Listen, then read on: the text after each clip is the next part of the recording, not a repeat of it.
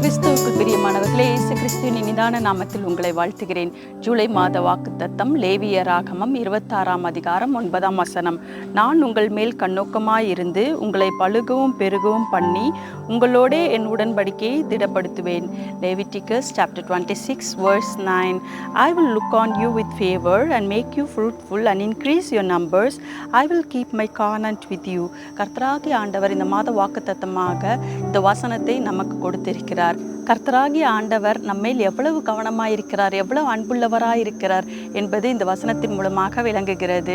முதல் காரியமாக கர்த்தர் நமக்கு என்ன சொல்கிறார் என்றால், நான் உன்மேல் கவனமாயிருப்பேன். எப்படி என்றால், அவர் நம்மளை கவனித்து அறிகிற தேவனாயிருக்கிறார். ஒரு பாசிட்டிவ் அட்டென்ஷன், அது மாத்திரமல்ல, அக்செப்டன்ஸ், நம்மை தெரிந்தெடுக்கிற தேவனாயிருக்கிறார், தன்னுடைய பிள்ளையாக தெரிந்தெடுக்கிற தேவனாயிருக்கிறார். மூன்றாவது, அவருடைய கிருபையும் தயவும் நம்மை தொடர வைக்க அவர் இன்ஷியர் பண்ணுகிறார், ஒரு உறுதியை நமக்கு அளிக்கிறார். இந்த முதல் காரியத்தின் மூலமாக நான் உங்கள் மேல் கண்ணோக்கமாயிருந்து, ஒரு குழந்தையை ஒரு தகப்பன் எப்படி கண்ணோக்கமாயிருந்து வழி நடத்துவாரோ அதுபோல நம்மளுடைய பரம தகப்பன் நம்மேல் கண்ணோக்கமாயிருந்து வழி நடத்த இந்த வசனத்தின் மூலம் உத்தரவாதம் கொடுக்கிறார். அதுதான் இந்த வசனத்தின் மூலம் நாம் பார்க்கிறோம்.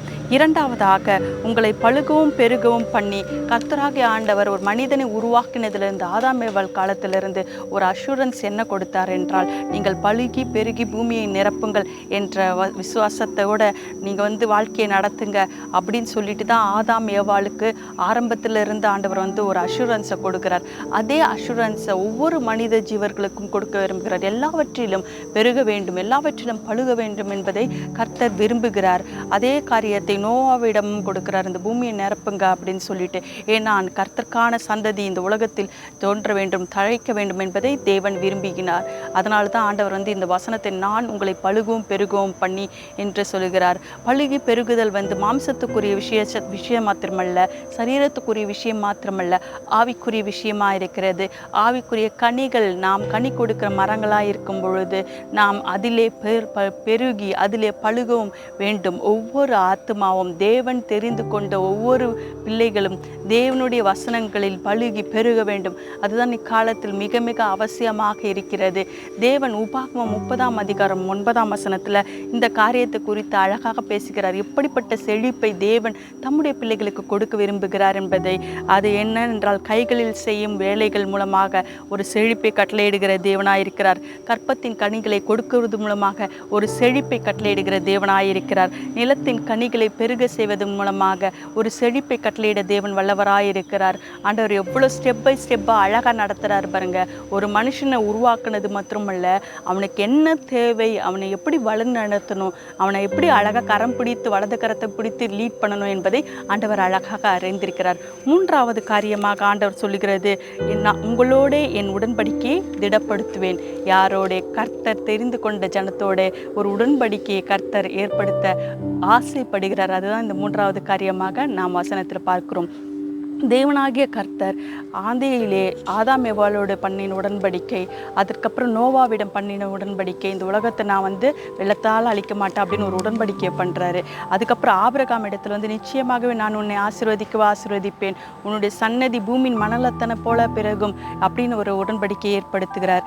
அப்புறமா ஆண்டவர் மோசேயின் காலத்தில் ஒரு நியாய பிரமாணத்தை கொடுத்து ஒரு உடன்படிக்கையை ஏற்படுத்துகிறார்.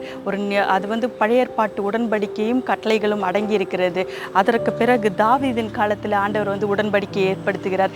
எப்படி என்றால், தாவீதின் வேராய் கிறிஸ்து தோன்றுவார் என்பதும் அது மாத்திரமல்ல, உன் வீடும் உன் ராஜ்யமும் உனக்கு முன்பாக ஸ்திரப்பட்டிருக்கின்றது. ஆண்டவர் 2 சாமுவேல் 7ஆம் அதிகாரத்தை எடுத்தீங்கன்னா அங்கே தாவீது இடத்துல ஒரு உடன்படிக்கை ஏற்படுத்துகிறார்.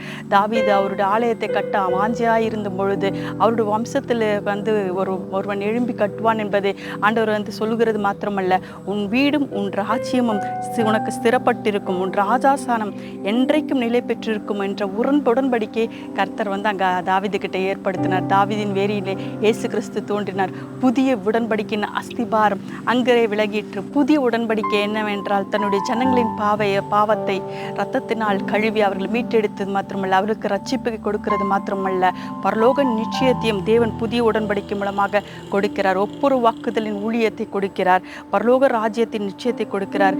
ஆவியின் கனியின் உடன்படிக்கை, நித்திய வாழ்வை பெறும் உடன்படிக்கை, இவற்றையெல்லாம் நம்முடைய ஜெனரேஷன்ஸ்க்கு தர தேவன் இருக்கிறார். அதனால தான் இந்த வசனத்தை நமக்கு கொடுத்திருக்கிறார். படிப்போமா? லேவியராகமம் 26ஆம் அதிகாரம் 9ஆம் வசனம். நான் உங்கள் மேல் கண்ணோக்கமாயிருந்து உங்களை பழுகவும் பெருகவும் பண்ணி உங்களோட என் உடன்படிக்கையை திடப்படுத்துவேன். கர்த்தர் ஒவ்வொருவரோடும் உங்களுக்கான உடன்படிக்கையை, கர்த்தர் உங்களுக்கான சித்தத்தை என்ன வைத்திருக்கிறாரோ, உங்களுக்கு குறித்து ஆண்டவர் என்ன வழிபாடுகள் வைத்திருக்கிறாரோ, உங்கள் மேல் உங்களிடத்தில் கர்த்தர் என்ன உடன்படிக்கையை வைக்க வேண்டும் என்று விரும்பியிருக்கிறாரோ அதை ஆண்டவர் வெளிப்படுத்தி உங்களிடத்தில் உடன்படிக்கையை ஆண்டவர் வைப்பார். அதை திடப்படுத்துவார். உங்களுக்கான வாக்குத்தத்தத்தை பற்றி கொள்ளுங்கள். உங்களை பழுகவும் பெருகவும் பண்ணி உங்களிடத்தில் உடன்படிக்கையை திடப்படுத்தி உங்கள் மேல் கண்ணோக்கமாக இருக்கிற தேவன் உங்களை ஆசீர்வதிப்பார். ஆமேன்.